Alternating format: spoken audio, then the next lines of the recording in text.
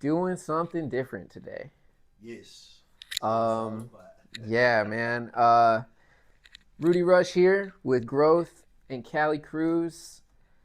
Guys, tell them a little bit about why we're here today.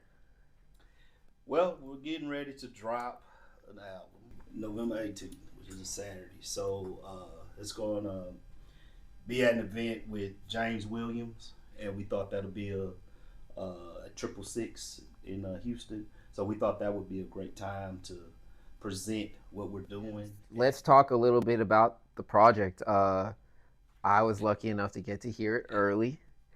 Yeah. Um, I gotta say, guys, I was blown away.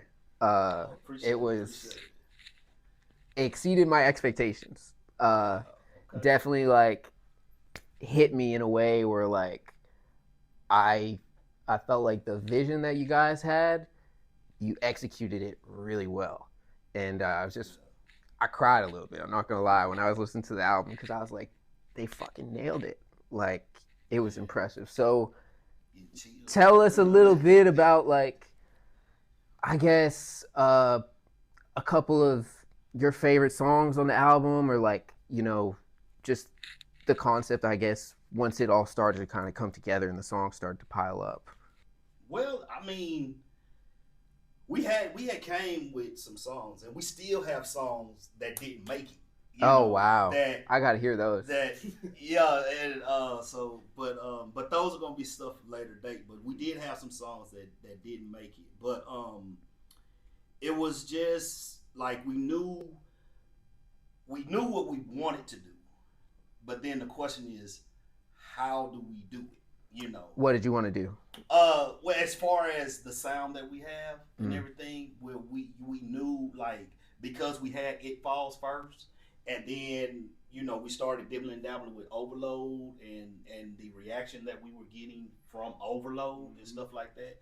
So that's what kind of encouraged us. I think I ought to start there. Mm-hmm. The interaction that we got with Overload encouraged us to like. I think we need to push more because it got to the point where it's like, man, we need to do another song. We need to do another song, and so that kind of just grew into the album. So I guess in a nutshell, the album actually came organically because it was even at the open mic night shows and at shows that it was people saying like this is different. This sounds different. Mm-hmm. To even come with the title of doing something different because the fans really the people that was liking this That's what you kept hearing. yeah they the ones who said that Yeah. so really everything in a nutshell Mm. it was organic honestly. And it's interesting. I guess a lot of those people in the crowd at your shows kind of are a part of the project because they kind of kept feeding you that energy. That's Right. like you got to keep doing this because Right. we like Yeah. it. Yeah. Mm. Yes, I mean what you See, personally, I couldn't pick a favorite from there because um, it all has its different vibes. It's tough. Yeah. I don't mean to sound cliche, but these are my kids. Like, you know what I'm saying? You don't necessarily. I mean, obviously, there's some that I vibe to the most, but it's crazy how the approach came because not every track is just hard hitting metal or with rap lyrics. Some was just that chill vibe, you know. Mm-hmm. Like I like to say H Town bluesy vibe to it. You know, that's Yes. an influence that we both got too. You know, so yes that's we ingrained. definitely like threw that in there. Yeah. I heard Texas in there. Yeah, For sure. definitely. I mean, we born and raised. You know what I'm Right. saying? It's good. That's in the DNA. Bro. Out the Phantom in the ghost. Rope and Cali, we Texas boys. Bringing all this Texas noise. Doing it right, out of sight. Check the stats, we keep it poised. Look at us, we out of place. UFO from outer space. But if I had to say a one particular song, it's not that it's my favorite, but it's the one that kind of touched me the most when I wrote to it, and that's Too Far Gone. Yep. Because for me, it really what I wanted to do with that song was I wanted to let the listener get the point of view from the addict. Right. And I was listening to that one on the way here, and I was like, I don't know Growth as somebody who's really battled with that. Maybe that's something that I didn't know about him, but hearing you say those lyrics, I was like, oh, like I didn't. Were you speaking from a third person, or like what were you? Yeah, and you're exactly right. I was speaking from a third person Mm-hmm. because I have family members that growing up and that and some friends that do battle with addiction, and and I felt that when Callie played that beat, I instantly went there. And I was like, yes, we're doing something with that. I wanted the listener to get that third person of the addict, the addict that may can't explain why I'm an addict and why I'm holding on to being an addict. Just to kind of give empathy. I mean, like I know I can't give sympathy because I've never been an addict, but I can have empathy. You know Mm-hmm. what I'm saying? And I hope that that's something that is expressed too, because I think we lack a lot of empathy because we don't go through this. You know what I'm saying? So it ain't my business. Mm. But having that empathy of, man, like let me really see what's going on.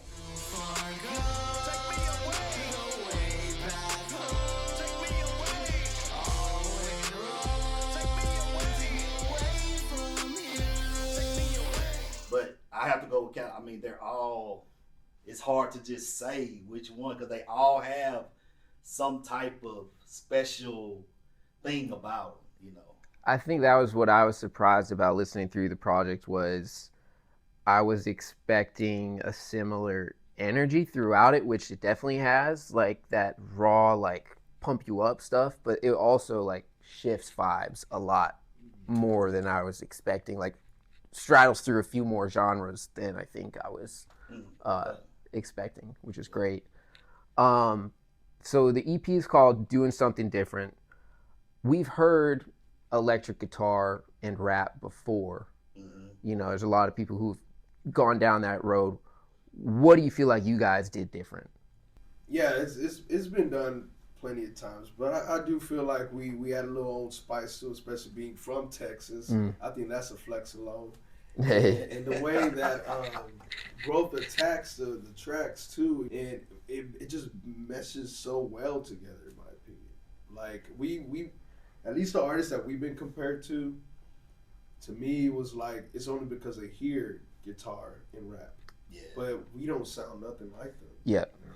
For me, when I would listen to back to, with rap and hip hop and rock meshing together, a lot of times to me when I was listening to it, it felt like the lyricists of the aspect of what rap is was kind of stripped down to kind of like where you kind of know the next rhyming word that's coming because it's really basic. You know what I'm saying? And so I think what helps with us is that I'm trying to not be basic, but I'm trying to get into where people that love hip hop, they love lyricists, that they're getting that, and you're getting that with the guitar. Another unique thing that with Callie is how he's able to transition to keep the song flowing nicely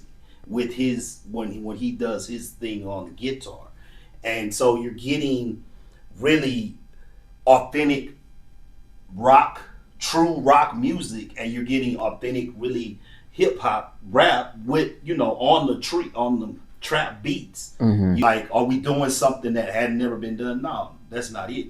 But us together, we have created our own niche to what's already been done. Yeah. So, yeah, that was something I was. I guess your process for creating this music was probably a lot different from the way a lot of this other like rap vocalist rock music has come together because it's almost like y'all were putting the beats together first and then putting the guitar in most of the time, I think. And I think a lot of people do it the opposite way where the guitar is the foundation and then they'll build a beat around it. Yeah. The process it's really hearing a beat, coming coming with a hook. I'll put down my verses onto the beat, and then after that, once that's done, then I put it in Callie's hand because all I want him to do is focus on creating. The ideas there. He'll come like, man, I think we ought to all the time, but it's just that you already have something there that you can just concentrate on creating on. And I think when he has it like that, what I have experienced, he's really has blossomed in like really being able to lose himself in like because the words are there, the hook is there, and he can kind of lose himself and really speak with his guitar. You know what I'm saying? So I think that kind of workflow that we have is I think that's what really helps as well to what we're to the sound that we're offering for the listener. Yeah, I really enjoyed the feeling like the Texas swag in it.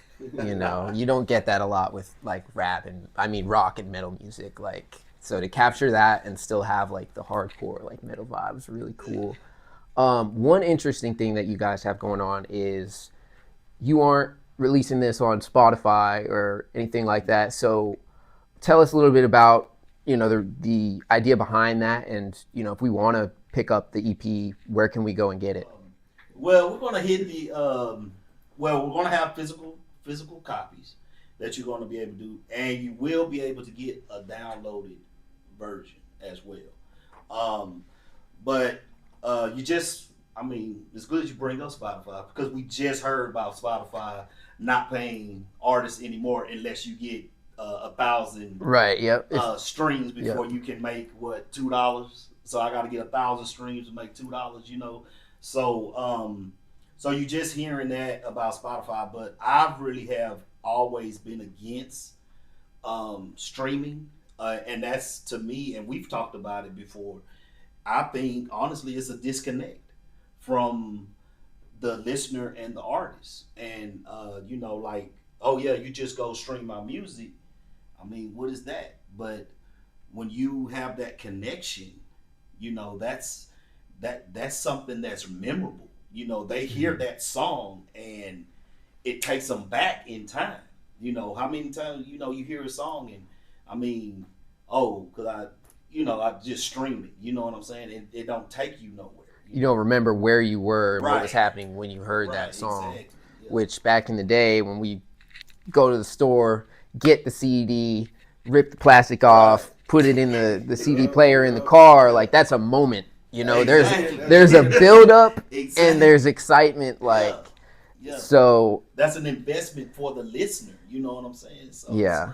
And streaming, I'm sorry, it disconnects, people may disagree with me, but from my experience, it's a disconnect, and I want to connect. If that means we got to do it at a slower pace, so be it. But at the end of the day, we're going to have true listeners, true fans, and not just people, oh yeah, they're cool, next, stuff like that. So, that's why I really don't care for the streaming, and I'm so glad Callie kind of like, nah, I don't care for it either. But we're doing it our way, and there's no one road to success in this music business. If you looking up everybody has their own road, and we're picking this road. Now this road may not work. We may need to let's try this road, But right now, this is the road we're traveling on. So I think we're in a good place. Yeah.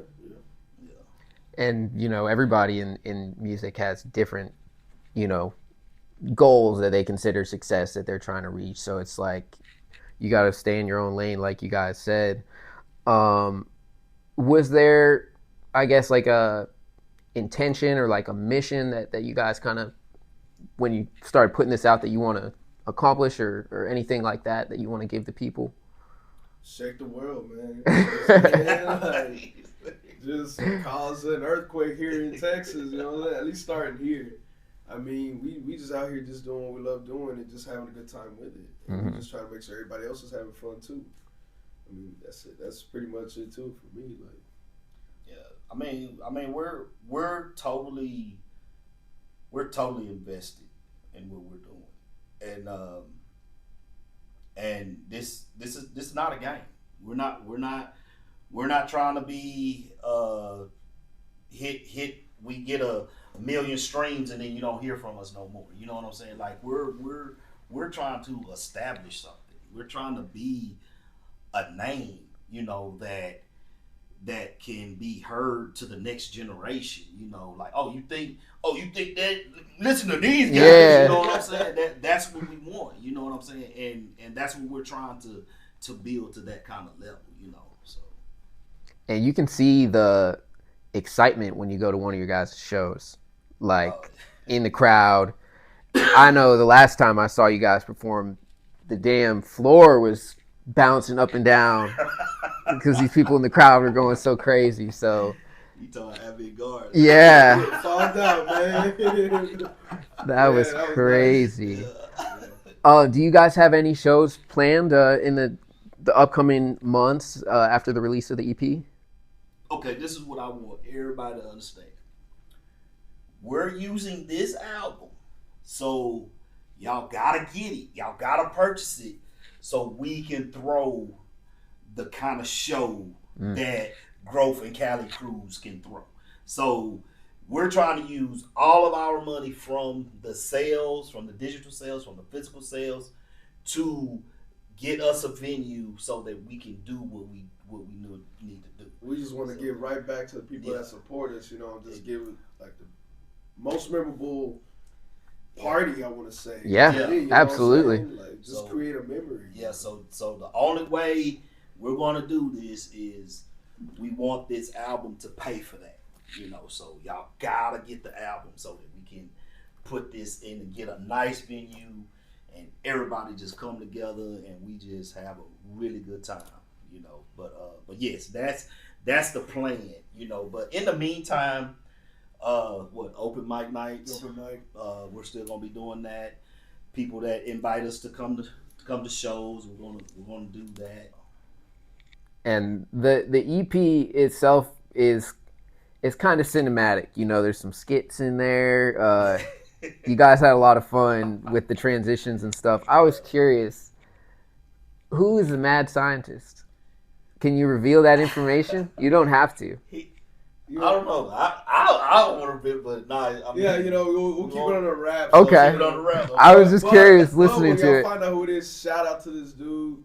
Yeah, you did your thing, man. You did your thing. Yeah. Your people. Yeah. Amazing person. Yeah. I'm trying to keep it vague. Yeah. We just let them know you did a good job. Hell yeah. Hell yeah. Yeah, I was really impressed with how everything meshed and fit, and it felt very like these things do belong together. They like, do belong, But it's so crazy because during the process, you don't really think about that. Like when I was writing to it, I wasn't really thinking about it. I was just thinking about playing. What I felt. Mm-hmm. And then like ultimately hearing the results is like, whoa, that's us. You know what I'm saying? Yeah. You know, not to gas us up, but it's like That was how I felt listening to it. I was like, wow, like this is Jeff and Callie's work that they just did. Like I can feel them, like, and it's like the way it just all came together was very like just hats off to you guys for real. Appreciate it, man. Appreciate it. Yeah, we had, you know, some other artists maybe that contributed to the project. Anybody you'd like to shout out before we go? Normandy. The one called Normandy. Warrior Bro. Mr. Warrior Bro. Man, y'all did a phenomenal job. Man, thank you for your talents. Thank you for your time and effort. And thank you for your professionalism. Everything towards getting those songs done to get them on this album. Thank you so much. And we want to shout out homie who let us use his office today. Yes, my homeboy, brother in crime, PV, you know, Brandon Townsend for Luxury Goods Company. Thank you for letting us use this space, man. You are so awesome. Appreciate it, brother. All right, guys. Well, it's been such a pleasure sitting down with you again, doing something different in the EP. Saturday, November 18th. Go get your hard copy. Go get your digital if you can't get here in person. But thank you, guys. It's been a pleasure. Thank you, Rudy Yeah, Rush. thank you, Rudy, for everything, man. You've been like on it. Thank you so much, man. Appreciate it. Thank you, Laura. Behind the Yeah, camera. Laura. Throw it out there. I'm excited for everybody to hear this, man. Gracias, Lara. Where did I just get that? All right, I guess that's a wrap, guys. All right, man. Appreciate it. Appreciate it, man.